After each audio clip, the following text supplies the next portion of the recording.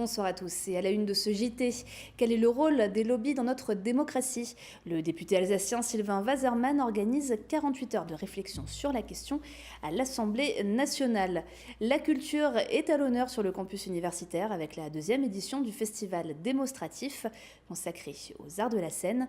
Mais pour commencer, les auxiliaires de vie scolaire devenus AESH, accompagnant des élèves en situation de handicap, se sont rassemblés devant le rectorat aujourd'hui avec le soutien des syndicats. Ils dénoncent notamment des conditions de travail précaires et un accès à la formation insuffisant. On les écoute. Nous avons un emploi précaire. Notre temps de travail, c'est un temps de travail incomplet qui nous est imposé, puisque moi je travaille 24 heures par semaine, je suis payée 20 heures par semaine. Donc il y a 4 heures qui ne sont pas rémunérées quand c'est un contrat aidé. Et ensuite, bien simplement parce que nous gagnons moins de 700 € net par mois. Alors que nous travaillons quand même énormément. Des fois, c'est un travail très compliqué. On peut se trouver face à des enfants violents. L'année dernière, c'était mon cas. Donc c'est aussi pour qu'on puisse être protégé, avoir un réel statut et une réelle fonction, on va dire, dans la fonction publique. Aujourd'hui, on est des invisibles. On n'a pas vraiment de réelle formation, parce qu'il y a des choses, par exemple, comme la langue des signes, notamment pour les petits maternels qui sont non-verbaux, qu'il serait important qu'on puisse signer avec eux, parce que certains enfants pratiquent cette langue des signes. On n'a pas cette formation. Enfin, moi, je l'ai demandé plusieurs fois, on ne l'a pas. Un enfant violent, oui, quand vous dites « mais qu'est-ce que je fais s'il fait une crise ?» On m'a répondu « vous prenez une veste et vous la mettez dessus ». Voilà. Des propos recueillis par Martin Covell et Romain Hirt. Voitures autonomes et mobilité propre sont au cœur des débats à la Maison de la Région à Strasbourg jusqu'à demain. Plus de 300 experts, industriels, entrepreneurs et même anciens ministres participent au 4e forum franco-allemand des mobilités. Avec une question, sommes-nous prêts pour ces changements? Élément de réponse avec Jean Rotner, président de la région Grand Est. Il y a encore beaucoup de pédagogie à faire. La pédagogie, c'est celle du quotidien, c'est celle de savoir parfois ne pas rentrer dans un magasin avec sa voiture, comme on dit, mais de la laisser, d'utiliser les transports en commun, d'avoir simplement une responsabilité citoyenne dans la transition durable. Et les transports sont un élément essentiel et décisif. Strasbourg, capitale des mobilités, capitale régionale, capitale européenne, doit s'affirmer comme le lieu dans lequel on réfléchit sur ces grandes mobilités du futur, la voiture autonome, la voiture électrique, les voitures à hydrogène. Et ça se fait à l'échelle européenne dans une coopération tout à fait singulière qui est celle du couple franco-allemand. Je crois que c'est symbolique. Aujourd'hui, on ne peut plus réfléchir seul, un État, une région. Nous devons être à plusieurs et cette coopération franco-allemande vient tout à fait dans l'esprit du traité d'Aix-la-Chapelle. On les appelle représentants d'intérêts, groupes de pression ou d'influence ou, plus simplement, lobbyistes. Et la question de leur poids dans notre démocratie n'est pas nouvelle. Qu'il s'agisse de défendre les intérêts d'une entreprise, d'un syndicat ou encore d'une ONG, l'exercice du lobbying fait partie aujourd'hui du processus de construction de la décision publique. Mais il reste souvent très opaque. Quel est vraiment son rôle et son impact? Est-il toujours utilisé à bon escient? Le député alsacien Sylvain Waserman organise actuellement 2 journées d'études à l'Assemblée nationale. Nora Borioa.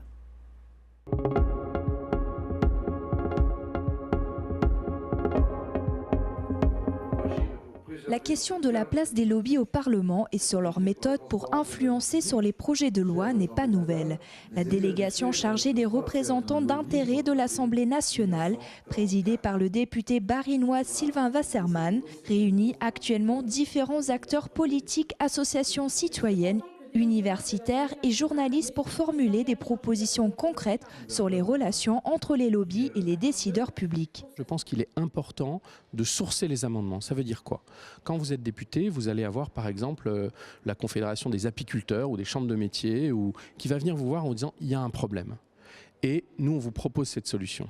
Pour moi, il n'y a pas de honte qu'un député dise « j'ai vu les apiculteurs ». Je suis convaincu, il propose une évolution de la réglementation pour permettre de développer les ruches, je ne sais pas quoi. J'adopte cet amendement, mais je source cet amendement, j'explique d'où il vient. Et moi, je n'ai pas de honte à dire j'ai été convaincu par les apiculteurs et la Fédération nationale des apiculteurs, donc je porte cet amendement qui vient d'eux. 30 propositions sont à débattre et seront enrichies notamment grâce aux tables rondes et à l'atelier numérique citoyen lancé pendant ces 2 jours.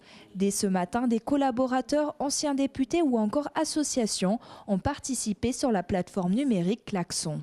Co-construire des lois, c'est les construire avec les citoyens et avec l'ensemble de ceux qui ont intérêt à agir y compris les intérêts privés, y compris les causes, notamment les plaidoyers associatifs qui vont porter une cause environnementale par exemple. Donc ce dialogue est indispensable. Encore une fois, il faut voir les règles de ce dialogue. Donc à nous d'avoir la vigilance, d'avoir l'indépendance d'esprit pour construire les lois en écoutant, mais en sachant nous forger notre propre opinion dans la transparence et dans l'absence totale de conflit d'intérêts. Ça peut être géré par le règlement et par la loi.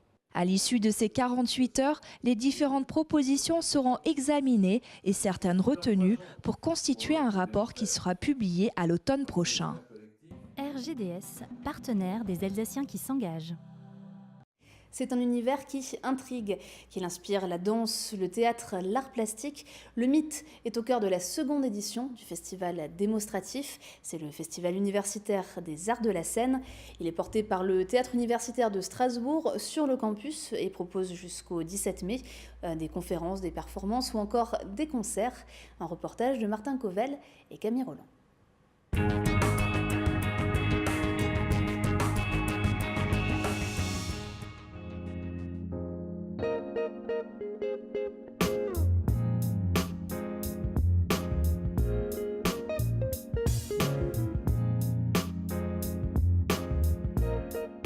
Sur le parvis de la faculté de droit, chaises, food trucks, containers et chapiteaux ont pris place sur la pelouse.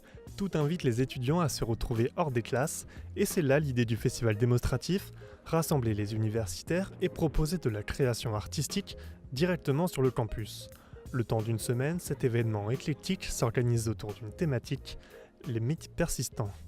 On a à la fois des mythes assez anciens, on a la Belle au bois d'Armand, on a des mythes assez connus, on a Médée, etc. Et on a aussi des mythes assez contemporains, notamment des étudiants en tendance qui vont venir faire des petits flashs dansés sur des figures pop qui sont décédées plus ou moins récemment. Donc c'est comment aussi on mêle les mythes d'aujourd'hui et quels seraient aussi les mythes de demain. Et donc chacun s'approprie par sa fonction, que ce soit enseignant-chercheur, artiste, étudiant, avec son domaine, avec son esthétique, son vécu, son expérience.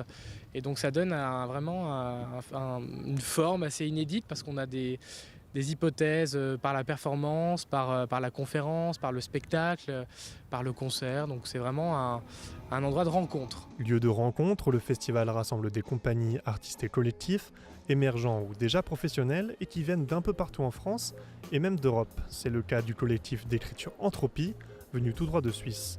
Fondé en 2017, son nom signifie « ce qui est imprévisible chez l'homme ».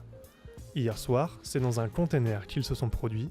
Assis dans le noir, les spectateurs ont assisté à une performance dans laquelle l'univers se raconte, depuis le Big Bang jusqu'à l'instant présent. Toute hiérarchie est absence, et tout est vie. C'est la grande leçon de mon adolescence. Personne n'a le droit de parole. D'ailleurs, voilà la Terre. L'idée de base, c'est de faire réfléchir à ce que l'être humain peut avoir de microscopique par rapport à la fois au temps et à l'espace, puisque justement, l'idée de la performance, c'est quelque chose d'un peu impossible que seul le langage permet, c'est-à-dire de synthétiser des milliards d'années de formation géologique, biologique, moléculaire, jusqu'à ce que nous, on est aujourd'hui, et ça se termine sur une interrogation sur qu'est-ce qu'on veut après. Donc je pense que la principale idée, c'est de nous remettre à notre échelle. Il y a une partie jeu qui va introduire une partie vidéo et il y a tout l'aspect aussi d'installation un peu immersif de l'espace dans lequel on est. Et donc le but c'est de permettre une entrée aussi à travers différents médias et d'avoir quelque chose de plurimédial qui se joue à la fois en 3 dimensions, en 2 dimensions. Un autre artiste s'est invité le temps du festival. Habitué à se produire sur des lieux insolites, l'artiste Faussaire s'est proposé de colorer les containers du festival avec 3 fresques. Une façon pour lui de rendre le street art accessible à tous. Je pars sur une déesse, sur Zeus qui se bat contre Superman. Et le dernier, c'est sur les loups-garous. J'ai commencé dans la rue quand j'étais plus jeune. Après, je me suis dit, ouais, j'aimerais bien faire ça, apporter un petit truc un peu nouveau. Du coup, j'ai commencé à aller faire des toiles sur des sommets, par exemple des volcans, dans les Calanques à Marseille ou différents endroits. La vision du street art, pour moi, ça ne se limite pas juste à la rue parce que directement, c'est associé au béton, à la rue, tout ça. Et je me dis non, le street art, en fait, la rue, elle est accessible à tout le monde. Et la rue, ça peut aussi bien être au milieu de Paris qu'en haut d'une montagne ou n'importe quoi. Des lectures participatives, des ateliers d'écriture sur les mythologies personnelles, Des performances et des soirées festives viendront animer le village jusqu'à la fin de la semaine, et lorsqu'héros grecs, créatures mythiques et figures iconiques n'auront plus de secrets pour les étudiants, le festival espère bien devenir lui-même une légende sur le campus.